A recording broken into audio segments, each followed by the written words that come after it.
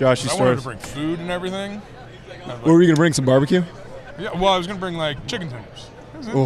Everyone loves tenders, dude. Everyone loves tenders for the squad. See, Who doesn't like a tendy? The food setup here is not good. And there's not enough food. So if you brought chicken tenders, I would have been following you around for the past hour. It would have been fantastic. Yeah. I get worried. I get concerned. I don't want to get shut down, kicked out, all these other things. I don't think anyone's kicking out Nick Mangold, who's our guest. Nick, welcome to the show. Oh, can I get an OH? I-O, right there. Yeah, man. Yeah. I'm from Long Island originally. Strong Island. Strong Island. Mm-hmm. Your man on the offensive line, DeBrickashaw Ferguson, out of Freeport's a town over for me. Oh, okay. Yeah. So that would have been Merrick. Yep. Yeah, man. I did a 2.5-year stint on the island. Where? I lived in Westbury. You like it? No. Where'd you Me move neither, after that? bro. Did you go to Jersey after Jersey. that? So I'm from Jersey, so okay. Good thing you're picking that over Long Island. So the Jets were still at Hofstra. Yeah. So I did 2.5 years there. Then they moved over to Jersey. And I was like, oh, this is nice. I'm back to being connected to the mainland. Yeah. Like, that's good. That feels safe. Yeah. Let's talk about the Jets real quick, because this is a team that a lot of people had some worries about Zach Wilson to start, but at the end he started to pick it up. Where do you see this team? We love Vera Tucker. He's great. How are you feeling about them going forward? I'm excited for him. So what I'm looking at is, Zach Wilson only had, 2 months to digest the playbook? Yeah. And they're not going to give him the whole thing. No. They're going to give it, the cut-down version to make sure, we're at least a functioning offense. And a lot of the mistakes, I think, were mental. Yeah. Everyone was saying, well, he's inaccurate.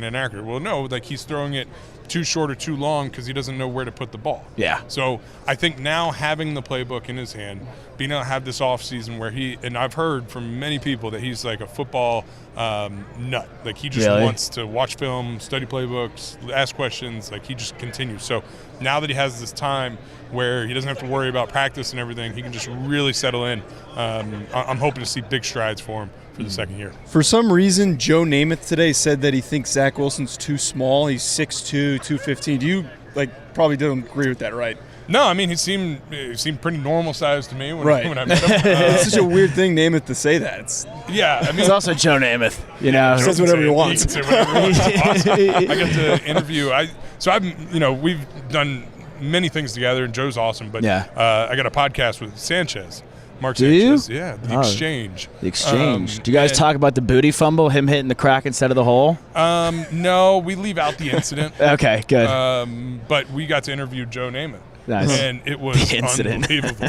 Like, the idea that you're talking to Broadway Joe. Yeah. Right. Who's the coolest person in the world. You've met him before, though, of course. Well, yeah, but in an interview, but know him and everything. Like, it was a very surreal kind of moment. Really? That's crazy to, think about, you guys playing, you being, one of the best Jets, honestly, of the century, right? Anchoring the offensive line. And Sanchez, you guys going back-to-back AFC championships, him being the quarterback. It's crazy that you guys still kind of get that awe moment with Namath. I mean, it's just his aura. You the go Bill around Walton and, of football, yeah, some would say. Everyone, looks at him like, oh, shit, there goes Joe Namath.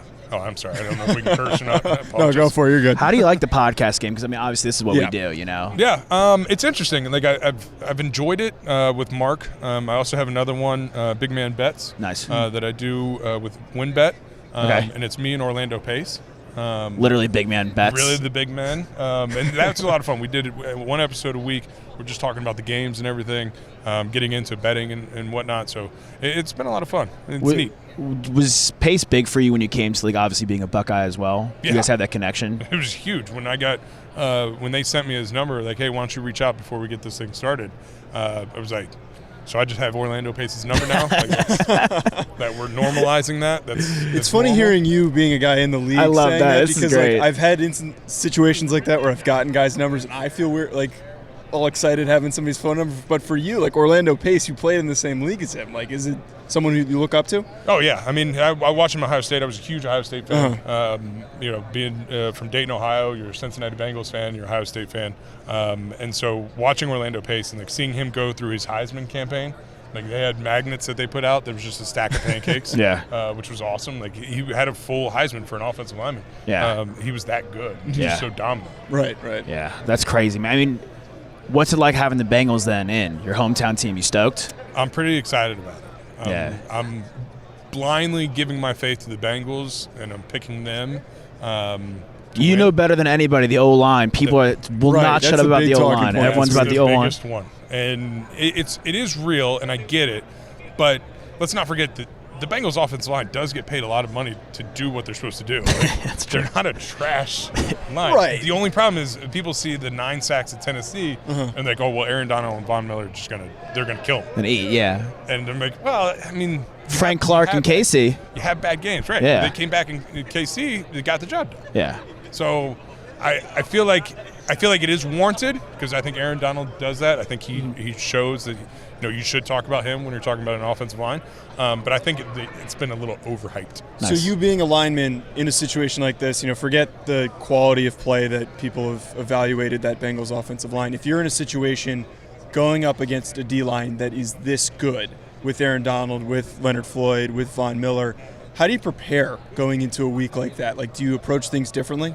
Not really, and I think that's the big key here. When you approach things differently, you try to do something that you don't do, that's when you get into trouble. Yeah. So they just need to stick to their game, and I think at some point, one of those guys up front is going to have to put their big boy pants on, Yeah. and they're going to have to block Aaron Donald one-on-one. And Which is scary. it's That's a big Easier pair of said big than boy done. pants there, right there. it's definitely easier said than done. Probably but, be you that would have to do it, honestly. they would probably throw me in there. It'd be fine. That's why I play the game, right? Yeah, exactly. Right. Yeah. But it's one of those things where it's like, what, you can't always double team Aaron Donald because then you have 3 one-on-one matchups for the other guys, and that gives you a better probability of getting beat. So you still got to stay within what got you here to the Super Bowl. Absolutely, man. All right, let's talk some sauce. Sauce We got life. Mangold 74 barbecue, OG barbecue sauce, sweet with a little heat. Bang. We also have a spicy. Okay. That's a whole lot of heat with a little sweet. Okay, it's hot. Oh, it's hot. Really? Yeah, it's good. How'd you get into the sauce game? Like, what inspired that? So it was. I've been making my own sauce at home. This is the OG. I've been making it at home for over 8 years or so. Wow. I'm pretty proficient in the kitchen. I got into barbecue and I was like, oh, you know what? I think I can do better. I can make something that's my own that I'm really going to enjoy. So I tinkered with it for a long while. Came up with this one. My wife loved it, so that was enough for me. And so we had it. And so I got done playing, and after 11 years, they were like, well, what do you want to do? I'm like, I don't know. Like, what do I want to do? Like, Yeah. well, Right. I mean, you got to fill your time with something. Like, Right. This isn't. You can't just like sit on the couch all day And It's chill like, all and right, watch that's a good football, idea. yeah. And so I was like, well, for 11 years, I've been an entertainer. Yeah. Like, I've never created anything Mm-hmm. other than my 4 kids. It's one way of putting it. It's a great one, bro. It's a hell of a creation. I'm not Yeah, gonna lie. no, 4 is great. You thought 3 was impressive, Mom? This guy's got 4. And so I was like, well, I want to make something. Like, I want something tangible. Yeah. And so then they're like, well, what can you make? And I was like, well, I don't, like, I'm not good with my hands. Like, I don't know. Yeah. And like, well, do you make something already? I was like, oh, yeah, I make a barbecue sauce. I was like, all right, let's go with that. Yeah. You love barbecue, love sauce. Why not? Yeah. And so I was like, yeah, why not? And so we got started April of 2019 and got the ball rolling. Our first line of production didn't come off until March 23rd, 2020. Nice. Not a good time for a barbecue sauce Yeah. launch Okay. in the beginning of a pandemic. That's Right. wild. Not good. So we've now counted that as like our cold launch. Okay. And so we're trying to bring it back and get reinvigorated because now, like, I can go to grocery stores. I can like the give out label. samples. The beard is sweet. Yeah, it's fun. The label's Would you believe cool. how long That's that took to come fantastic. up with? Like, it's Really? so stupid. Because you walk down an aisle in a grocery store and you see jars and jars of different sauces. Yeah. Sweet Like, Baby Ray's and is you're what like, you see. oh, all right, that's there's a bottle of sauce. But the amount of effort that goes into each one of those individual designs, recipe, the logo, label, ingredients, getting the nutritional value, getting the UPC code, It's a process. picking out the bottle itself, the style of bottle, like, it's absurd.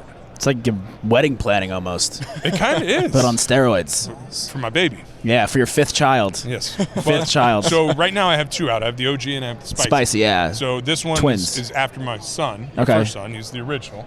Okay. Aw. Spicy is my second son. Okay. 'cause he's like the original, but he's Little firecracker. Yeah. I got 2 more that I'm coming out with. I have the Carolina vinegar sauce. Yeah. That's what I like. That's going to be for my second daughter because she's a fall baby, so we're going to get some fall themes into it. Okay. And then we're going to have a honey barbecue sauce, which I just can't perfect right now. It always ends up being too sweet. I like how you're the one doing it in the kitchen. That's awesome. Right, yeah, most guys slap their name on something. They let somebody else figure it out. And you're the one who's sitting there actually making this. Yeah, that's awesome. So sick. It's wild trying to think about it because, like, and really, truth be told, when I first really got into it, it was like, listen, if this fails, at least I don't have to make my sauce anymore. Yeah. Like, I'll just have boxes and boxes of sauce. excess. Yeah, so it's like, all right, that'll be if it doesn't work out, at least there's a plus side. Yeah, absolutely, man. All right, we ask all our guests this.